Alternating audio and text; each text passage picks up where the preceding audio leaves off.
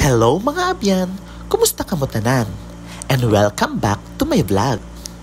After ko bumiyahe ng Manila to General Santos City, sinundo lang ako ng mga friends ko from General Santos City at bumiyahe dumiretso kaagad sa Nick Morales Resort dito sa Gumasa, Glan, Sarangani. Upon arrival, hindi na nagpatumpik-tumpik pa at nag-set up ng mga gamit para mag-ready ng aming hapunan while enjoying the beautiful sunset view. Inihaw na marinated chicken, yellowfin tuna, at pork sinuglaw ang aming uulamin ngayong gabi.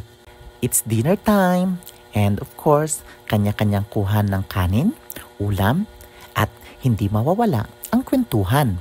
Habang kumakain, nag-uusap, nagkukwento, nag-update kung ano ang mga ganap sa buhay.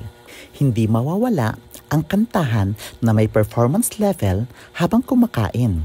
O diba, ang saya-saya lang? After dinner, hindi mawawala ang inuman. And of course, ang pulutan at ang napakahabang kwentuhan all day, all night. Ito naman ang mukha ng Nick Morales Resort pag daytime. So mapapansin ninyo na ang tubig ay napaka-clear. Hanggang dito na lang muna ako mga abyan.